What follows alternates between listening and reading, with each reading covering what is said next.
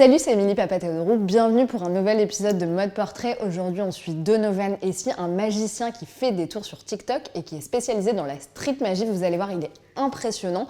On l'a suivi pour son spectacle à l'Apollo Théâtre. C'est parti. Est-ce que tu peux juste me dire comme ça la première carte qui te passe par la tête? L'as de pique, le 9 de cœur, le 7 de carreau, le 3 de trèfle. Dans le paquet, il y a une carte qui est face vers le bas. Non, c'est chaud, Si c'est pas celle-là, j'ai la honte. Salut à tous, je me présente, je m'appelle Donovan, je suis magicien, j'ai 21 ans et je suis magicien sur scène, dans la rue, sur les réseaux sociaux, TikTok, Instagram, tout ça. Et j'adore trop les fruits rouges. J'espère que vous allez bien, j'espère que vous êtes en forme, j'espère que vous croyez en vos rêves. Juste, on est d'accord, Big Flo, que si je fais ça comme ça, les cartes sont différentes. Déjà, ça commence les entourloupes. Tu t'arrêtes quand tu veux. Putain, foiré.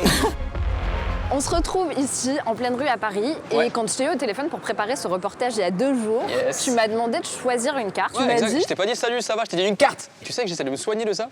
Mais je sais que c'est bizarre, mais quand je vais en soirée, je fais trop des tours de magie. Et les gens me disent ça te saoule pas, et en fait c'est moi qui en fais naturellement.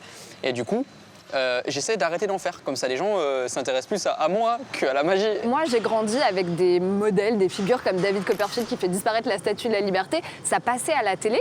Est-ce que pour toi, ces gens-là, c'est un peu à l'ancienne ou toi aussi, t'as grandi en les regardant faire? Évidemment, c'est à l'ancienne par rapport à aujourd'hui, mais je serai à l'ancienne par rapport à ce qui va arriver. Je pense que je suis un futur ringard. On est tous des futurs ringards. Toi, tu racontes quoi de toi par la magie? Je dis aux gens, il y a vraiment un truc motivant dans le spectacle que j'avais envie de développer. C'est ce côté croyant en vos rêves, dans le sens où je suis magicien. Tu vois la dinguerie? Bien sûr, Je suis oui. magicien. Qui a dit que c'était un métier de base? C'est fou de se dire ça. Et c'est un peu ce délire-là de... Ben, tu peux faire ce que tu veux en fait. En même temps, t'es sur les réseaux et Mais sur ouais, TikTok notamment. ouais. Après, aujourd'hui, t'es obligé, quand tu veux lancer un spectacle ou te faire un minimum connaître, faut être sur les réseaux. Les réseaux, c'est bien pour partager des trucs, mais après, ça te rend fou, les réseaux. Je me suis mis à me comparer à des gens qui ne font même pas de la magie, juste parce que les chiffres, les machins. Et du coup, je me suis totalement désattaché de ce truc-là, ce qui fait que maintenant, je m'en fous.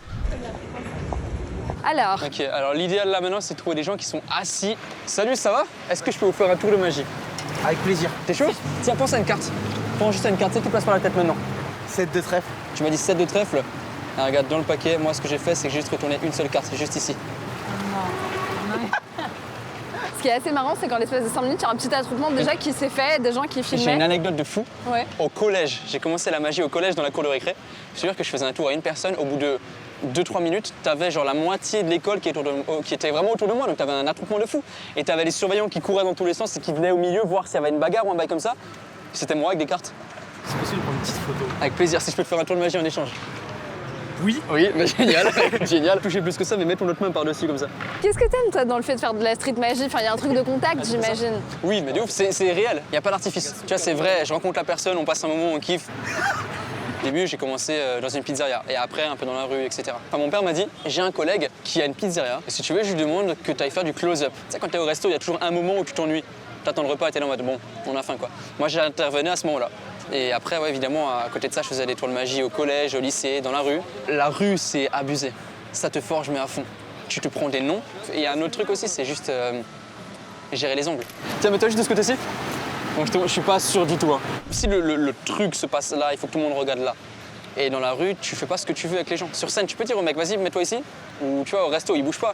Dans la rue, s'il y a 15 personnes autour de toi, c'est la rue. Et si le mec veut dire à tout le monde, ah, j'ai vu, il y avait ça, il le dit devant tout le monde. Donc c'est à toi de devoir gérer tous les regards. J'arrive beaucoup à détourner l'attention. Et souvent, ça se fait pendant un moment où les gens rigolent. C'était chaud, hein. Tu penses que c'est fini, t'es en mode, oh, bah, le bâtard, hein, comment il a fait? Et là, pour l'instant, je suis déjà en train de préparer la prochaine claque que tu vas te prendre. Merci beaucoup. Merci à toi. Appelez ça. Hop là. Je crois que tu es attendu pour un filage, donc on va peut-être te laisser répéter. Ah, allez, c'est parti. Hein. Bah alors, ok, si on part de ce principe-là. On fait la même, mais levez-le quand même plus tard. Tu as ça, tu vois, les gens, ils voient quand même. Quand je me lève et quand je me retourne vers les gens, faut peut-être éclairer, non? Donc on a commencé évidemment cette interview dans la rue, parce que c'est là où tu as commencé, et là on se retrouve à l'Apollo. Qu'est-ce qui se passe entre tes 14 ans dans la rue et tes 21 ans à l'Apollo? En vrai de vrai, j'ai eu plusieurs petits trucs qui ont fait qu'il s'est passé ça. J'ai commencé la France Crap Talent. 2017-2018, premier petit buzz c'était ça, je suis allé en demi-finale, puis après il y a eu le Fantaïsou, un concours sur YouTube, j'ai rencontré plein de youtubeurs et là j'y suis allé au culot, j'ai proposé plein de vidéos avec plein de gros youtubeurs. Là ça m'a fait une grosse explosion quand même sur les réseaux. Tout ça t'a quand même emmené à faire un tour de magie devant Will Smith? J'ai rencontré des gens de malades, mais Will Smith ça reste le... suis Will Smith, bordel. Will, can you check into your pocket? No. Just here. No way. That's crazy. That's a little crazy. Je stressais énormément, mais même pas à cause de Will Smith. Parce qu'il te met trop à l'aise. Il est trop bien, il est trop humble, il est trop cool, il te détend à fond. Il y a un animé que j'aime beaucoup qui s'appelle My Hero Academia, qui est incroyable. Et je me reconnais beaucoup parce que le héros principal, le monde dans lequel il vit, c'est un monde où tu as, je crois, 90% de la population qui ont des super pouvoirs. Il y en a 10%, non. Et le héros principal a toujours voulu devenir un super héros. Sauf que, il n'a pas de pouvoir, quoi. Et je me reconnais grave dans le délire de, ouais, quand j'étais petit, je voulais pas faire magicien, je voulais devenir un super-héros aussi. Je voulais avoir des super-pouvoirs, c'était ça l'idée. Et finalement, ma mère un jour m'a dit qu'en fait, il y a des gens qui pouvaient voir l'avenir, parler des voyants, tout ça, et que les magiciens, ça existait.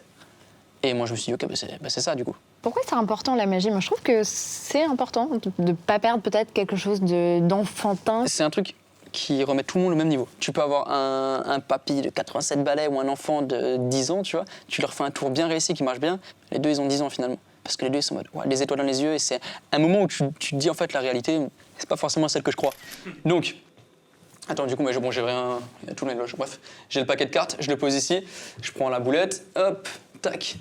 Là, j'ai trop hâte d'être sur scène ce soir, de m'amuser avec les gens. Quand je suis sur scène, je kiffe énormément. Il y a de l'impro, il y a de la magie, mais pas que. Il y a un vrai texte profond dans ce que je dis, etc. Tu sais, quand je parle de mon enfance, je parle de mon accent aussi, parce que j'ai un accent particulier. Un accent alsacien? Pas du tout. Mon grand frère est né malentendant, quasi sourd. Et moi, quand j'étais petit, je traînais énormément avec mon grand frère, ce qui fait que là, ma manière de parler, de prononcer les mots, c'est totalement un accent de malentendant.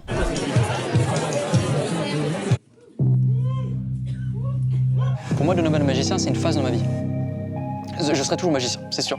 Mais j'ai envie un jour de casser ce truc-là. Parce que mon but a changé récemment, c'est-à-dire qu'à la base, c'était être super-héros. Et maintenant, en fait, mon objectif, c'est juste de surprendre, quelle que soit la manière. Merci beaucoup.